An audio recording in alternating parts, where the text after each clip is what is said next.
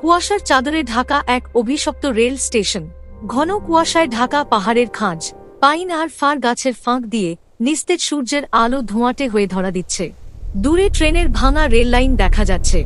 আপনি কি কখনো এমন কোনো জায়গায় দাঁড়িয়েছেন যেখানে সময় থমকে গেছে, যেখানে বাতাসের প্রতিটি ঝাপটায় কান পাতলে কোনো ট্রেনের বাঁশি নয়, বরং কোনো এক অতৃপ্ত আত্মার দীর্ঘশ্বাস শোনা যায়? সমুদ্রপৃষ্ঠ থেকে ৪,৫১৬ ফুট উচ্চতায় অবস্থিত হিমালয়ের এক নির্জন কোণে, যেখানে দিনের বেলাতেও রোদের বদলে রাজত্ব করে রহস্যময় কুয়াশা।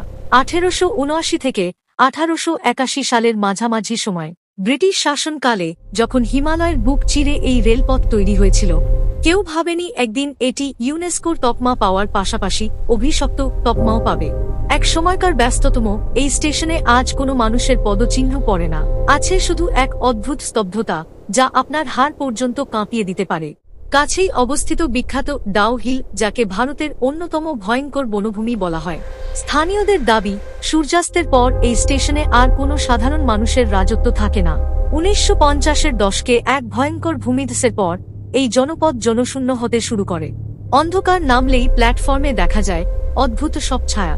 কখনো শোনা যায় পুরনো নথিপত্র উল্টানোর শব্দ, যেন অদৃশ্য কোনো রেলকর্মী আজও তার ডিউটি করে চলেছে। ঝোপঝাড়ের আড়াল থেকে কি কেউ আপনাকে দেখছে? যারা এই পথে একা হেঁটেছেন তাদের অভিজ্ঞতা শিউরে ওঠার মতো। তারা বলেন অন্ধকারে দুটি আগুনের মতো লাল চোখ তাদের অনুসরণ করে। বিদ্যুৎ সংযোগহীন এই স্টেশনে মাঝরাতে হঠাৎ জ্বলে ওঠে অস্পষ্ট আলোর শিখা।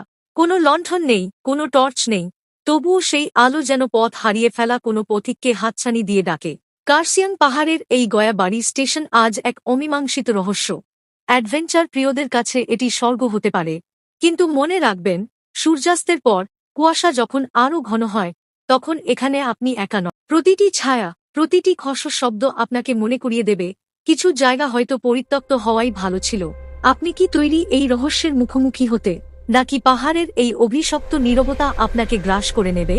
ভাবুন একবার, আপনি কি কখনো গিয়েছেন এই জায়গায়? কমেন্টে জানান।